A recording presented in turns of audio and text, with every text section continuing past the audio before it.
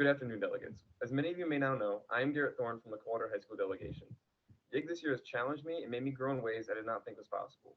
It happened during a pandemic, which really threw us all for a loop. However, I can say this conference has been amazing, and I hope you all can agree. Despite the destruction of my March Madness bracket, I have loved every second of this weekend. As youth governor, I hope to make big changes in the conference. I want to tackle the problem of economic diversity while simultaneously growing the conference. I hope to achieve this by working on a conference-wide fundraiser to help lower the steep cost of going to Michigan Youth in Government. MEIG is an amazing opportunity and a great way to meet new people, as well as grow as a person, and I hope to help as many people as possible experience this event. I think it's an incredibly depressing thing to almost gatekeep this opportunity for people by not actively trying to do more to raise money for them to go. Additionally, I hope to better the integrity of processes we use daily at YIG. Too often at the end of a conference, we go through a YIG burnout. People work hard all day long for days. And while it is fun, it's an exhausting event, and delegates enter this period of force passing bills toward the end of conference. It would be my goal to shorten some committees and even removing just a few committees or chamber sessions that I could effectively extend lunch breaks, allow people to watch the MJP state finals and other events. I know when I did MJP, I was in love with it, and it would be amazing for people who have not seen it before to get to go watch the finals and be introduced to the Model Judiciary program. I would also like to add an element to NIF where bills passed out of General Assembly would be signed by the governor. This would help give added recognition to these people's proposals and their authors, like we do for our bills in legislative. All these things would help expand the conference as well as bring us all together and include as many people as we can by making money less of a problem, allowing us to view MJP from having less committees and be able to recognize NIF for their efforts like we do in legislative. Lastly, thank you to the wonderful and amazing leaders of the Coldwater delegation. Leaders like Allie Welch, Bridget Myers, Owen Mitchell, and Gabby Bookmeyer, who have helped lead this conference and really have supported me this year. They've gone to great lengths to help catch me up after missing meetings from surgery or from any other personal reasons. This year has been hectic for all of us, and I really could not have done this without any of them. Additionally, thank you to my hardworking delegation advisor, Mr. Stevens, who has helped maintain a strong number of delegates by making YIG a priority at school and hosting meets assisting students in getting scholarships and sponsors from local businesses to help cover costs for students who needed it. I'm also grateful for my powerful swimmer of a co-governor, Jillian McKinley, for reminding me why I'm running when it got stressful, and for helping me to survive this year and being next to me through my campaign and through my life. She's a powerful speaker and many times has told me what I did not want to hear so that I could better my speeches and myself as a person. Thank you for Governor Lowry and Governor Ladd, who have done an amazing job and really set the expectation for how a governor is supposed to help and is supposed to conduct themselves. I really hope to follow in their footsteps. They put in the work to better this conference beyond the year they serve, and I truly respect their efforts, and I believe they did a great job with family groups. And not to forget all of you who have showed up each night and remained dedicated to Michigan Youth in Government despite its complications this year and it being online. I really appreciate all of you for signing up and sticking your foot out there and making sure we have a conference this year. You persevered through these unprecedented times and have made this possible so we all can get our YIG fix until next year comes. I truly appreciate all of you for making this year so great, and I hope you stick with me like a thorn for your early conference youth governor.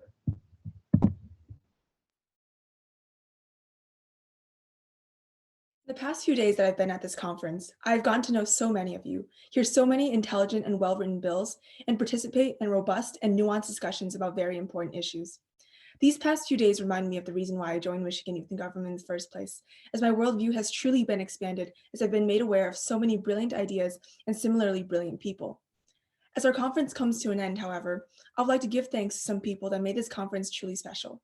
Of course, I would like to start off by saying thank you to Adam, Lydia, John, Lexi, and countless others for organizing this conference for us in virtual format. I would like to say thank you to Representative Koopa of Michigan's 41st House District of Troy and Clawson for giving me the opportunity to intern for her and learn so much about talking and connecting with voters, as well as for connecting me with the governor's office and working on one of the most significant projects of my life. I would like to say thank you to my advisor, Dr. Dossert, for all his guidance and tutelage along this whole process, as well as being the best history teacher that I've ever had. I would like to say thank you to my delegation that took me in with their wings this year and gave me the confidence to run for governor. Most of all, however, I want to say thank you to Sierra Cade, Ian Earl, Mackenzie Niswanger, and countless others who I had the pleasure of meeting and talking to throughout these past couple days that made me feel so welcome in this community. I am being sincere when I say that the only regret I have is not being able to talk to more of you. I don't want to go on forever, as I'm sure we're all tired and hungry and want to wrap up this conference. And I'm not just saying this because I'm currently writing this speech at 2 a.m. in the morning, and the quality of my writing has been steadily declining for the past hour. The polls are going to open soon, and I'm sure we're all excited to get out and vote. However, I just have a few last things to say, those of which being a hot dog is not and will never be a sandwich, but rather a taco. I would much rather fight a grown 20-year-old than 100 toddlers. Birds are not real, but rather government drones sent to spy on us for the bourgeoisie. And lastly, Snickerdoodle is a truly elite cookie, and this is an issue that I am not willing to compromise on. That being said, thank you for listening and vote Julia Wong for Youth Governor. My fellow delegates, I would like to thank each and every one of you for such an amazing conference. I don't think anyone could have asked for a better outcome of a virtual event. And thank you so much for allowing me to campaign to be your next youth governor. From this conference alone, I've built so many new relationships within my delegation, committee, conference, chamber, family group, and leadership team. Thank you to Governor Ladd and Lowry and the Youth and Government staff and alumni who have truly gone above and beyond to give us delegates a conference to remember. I've been given so many incredible opportunities in my life from the YMCA, and I feel like it's my obligation to give back to you all. We all know the feeling and the memories that come to mind when someone describes the atmosphere of youth in government, the pure happiness and feeling of acceptance. I want to provide the tools and resources to delegates and next year's leadership team so that you're able to get that same experience from the program that has changed my life in such a positive way. We've been told by our leaders for years that we are the future of this state and of this country, and I can tell just by this conference that you have all taken that to heart as much as I have. Thanks to Youth in Government, I've become more passionate about government and I've seized the opportunity to lead and represent my generation. My perspective on government has shifted from being a foreign institution to an accessible system that we can all be an equal part of. Let's run with the prospect of instituting real change and building a future that we want to live in.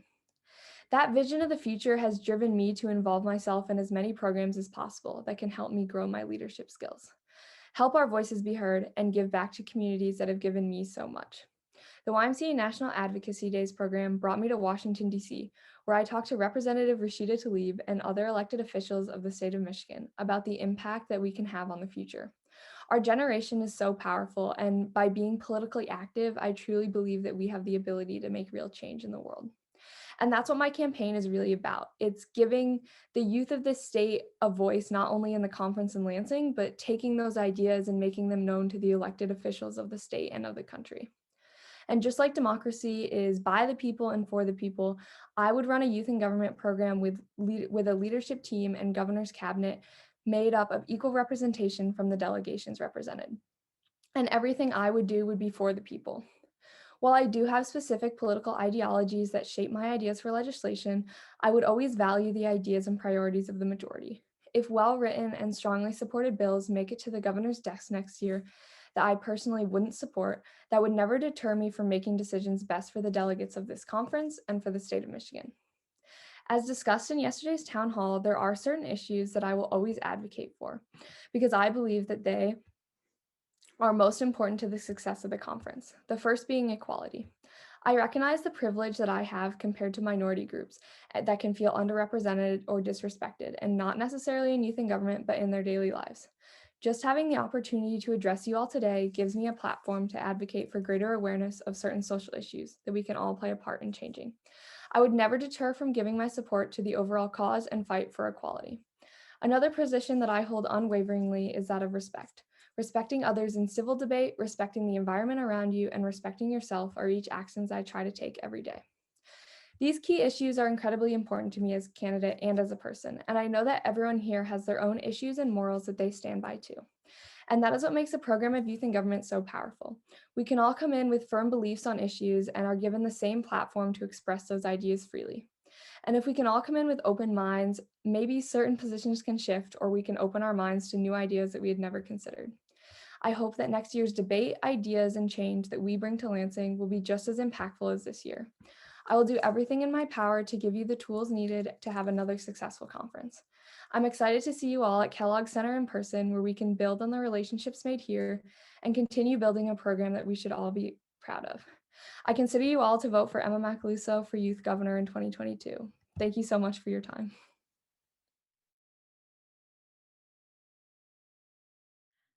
everyone. Well, here we are again. It's the end of the shortest week of the year. Well, at least that's how it feels. Although conference coming to a close is bittersweet, I'm so happy to be before you all today. I've made so many great friends among you all, whether it's through talking about bills or how the birds are employed by Elon Musk.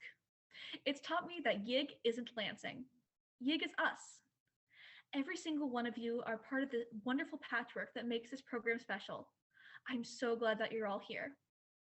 Throughout this conference, many of you have told me about issues that are important to you, both in the program and with legislation. As governor, I want to maintain this throughout my tenure. With my anonymous form for delegates to give program feedback, I want to give you all the opportunity to mold YIG, not just during my term, but for as long as YIG is around. I love this program and I want what's best for it. However, I do admit that I don't know everything. That's why your feedback is so important, not just those of you in legislature, but the NIF, NJP, lobbyists, and press people. Together, we can make the best YIG possible. Not only does YIG impact our lives, it has a chance to impact the lives of every single Michigander. Bills like the vertical driver's license bill have actually originated from this program. As governor, I want to pass bills on the issues that are important to us and that show the Michigan legislature what we stand for. I want to promote bills in direct opposition to laws like the one currently being considered that would extend the school year by 20 days. As students, we know what we need from our education system. Furthermore, I want to introduce bills about your passions. So many of you are experts on topics our Michigan senators and representatives have barely heard of. Who's a better offer of a bill about high school athletics than a student athlete? What better way to change the laws impacting minors with jobs than to have a minor with a job be the one to write the legislation? Even if your bill or proposal isn't something you have personal experience with, the thought and research that goes into them is unparalleled.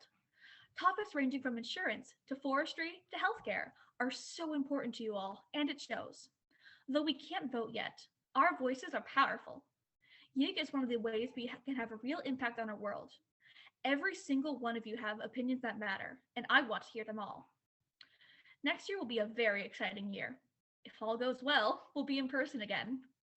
With the amalgamation of our favorite parts of virtual, the things we sorely missed about in person, and the excellent new additions implemented from your suggestions, I anticipate this upcoming year being the best year we've had yet. I intend on representing our program and everything it stands for well. Thank you all. And remember, in 2022, Mackenzie is for you.